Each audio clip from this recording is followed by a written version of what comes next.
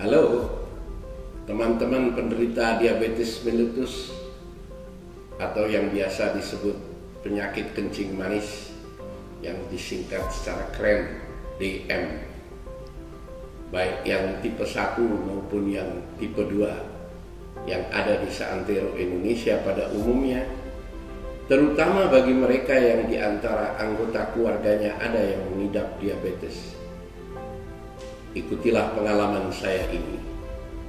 Pengalaman bagaimana saya bisa berhasil menurunkan gula darah saya dari 424 menjadi 82 kurang dari sebulan.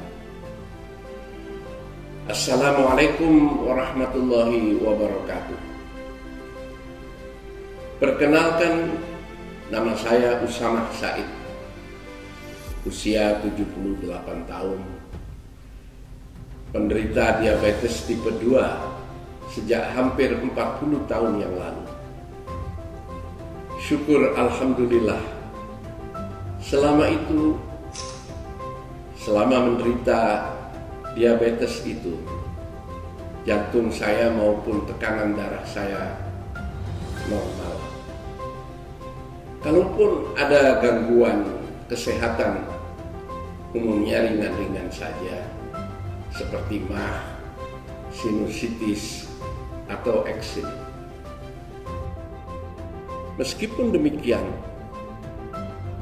kadar gula dalam darah saya bertahun-tahun cenderung naik.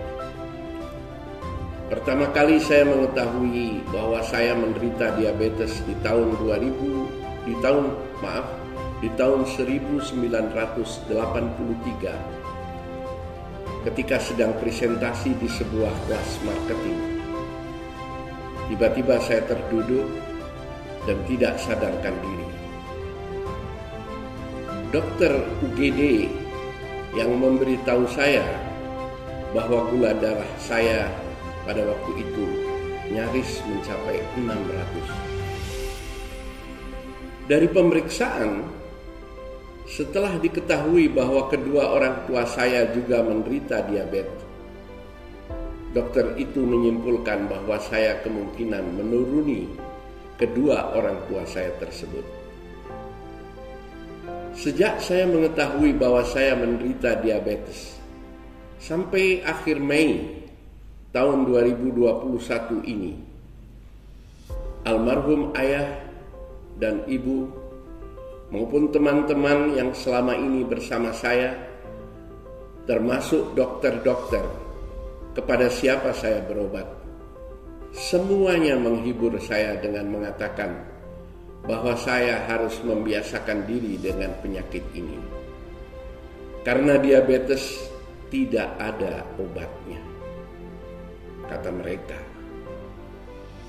Amaril, Glucopak, Novomix, dan aneka obat suntik atau insulin artificial lainnya tidak lebih hanya bisa membantu menurunkan kadar gula dalam darah untuk beberapa saat.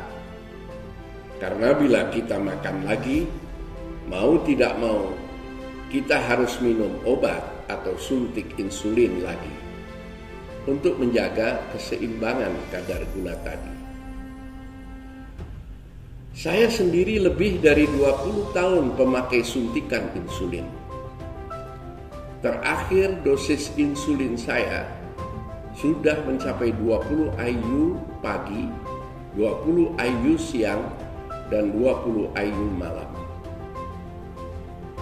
Terima kasih kepada media sosial yang tidak disangka-sangka telah mempertemukan saya dengan suatu pernyataan yang mengejutkan.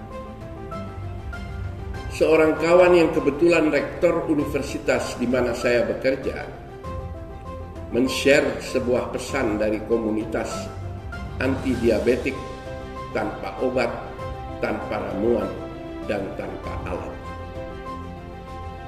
Pesan WhatsApp inilah yang menjadikan saya sangat tertarik dan akhirnya resmi terdaftar sebagai peserta pada kelompok ke-44 guna mengikuti program anti-diabetes tersebut. Sejak kemarin tanggal 5 Juni 2021, kami mempelajari pola makan baru atau PMB. Berlatih puasa selama 16 jam dari pukul 8 malam hingga 12 siang keesokan harinya, atau yang biasa disebut intermittent fasting. Dan terakhir mengikuti latihan olah pernafasan atau olah nafas. Semua latihan tersebut disampaikan melalui pesan suara sehingga kita bisa memilih waktu yang sesuai untuk kita. Alhamdulillah, baru 2 minggu saya mencoba menerapkan secara persis sebagaimana yang diajarkan oleh mentor Eko Yudo Tamtomo dari Miracle of Breath Indonesia. Gula darah puasa saya turun dari 424 menjadi 124. Dan insulin yang tadinya sudah mencapai dosis 20 IU pagi, 20 IU siang, dan 20 IU malam itu secara berangsur-angsur saya turunkan dan berhasil saya kurangi dan saya lepaskan sama sekali sampai sekarang.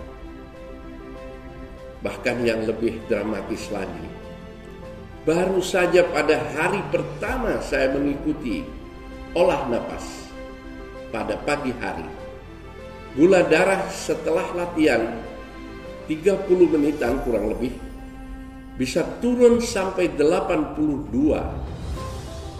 Seumur hidup saya baru sekali ini kadar gula di bawah 100 tanpa mengalami hipoglikemia atau rasa mau mati karena gula darah ngedrop sesekali sebagaimana biasanya yang saya alami.